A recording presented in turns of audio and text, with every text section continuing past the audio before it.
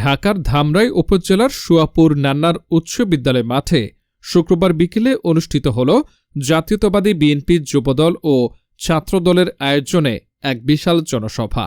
এই জনসভায় Suapur union BNP Jubodal ও ছাত্রদলের উদ্যোগে হাজারো নেতাকর্মী অংশগ্রহণ করেন। জনসভা থেকে দলের নেতাকর্মীরা এর আদর্শ ও জাতীয় চেতনাকে সামনে রেখে ভবিষ্যৎ রাজনৈতিক কর্মসূচি বাস্তবায়নের দৃঢ় সংকল্প প্রকাশ করেন। এই জনসভায় সভাপতিত্ব করেন ধামরাই উপজেলা কৃষক দলের সাবেক সভাপতি মোহাম্মদ ওবায়দুল্লাহ খান।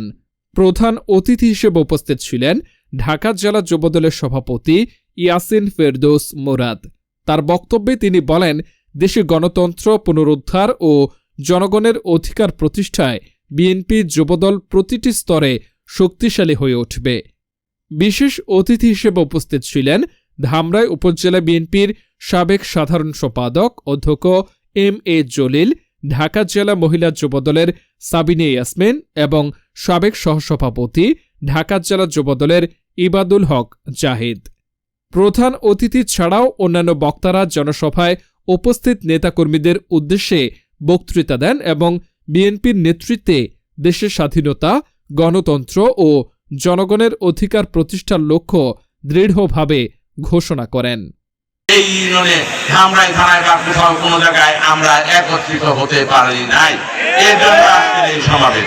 সম্মানিত নেতৃবৃন্দ, আমরা প্রত্যেকেই যদি কারণে মামলা হয়েছে, পাগলপাড়া হয়ে গেছে, কিভাবে জামিন করা যায়, যদি গ্রেফতার হয়েছে, জেলখানায় গেছে, কিভাবে ভালো থাকবে, উপজেলার সফল সাবেক সভাপতি, ঢাকা জেলা যুবদলের সংগ্রামী সভাপতি আসাফের বাজন রেকর্ড সংখ্যক ভোট পেয়ে ইনশাআল্লাহ বাংলাদেশের এমপি হবে।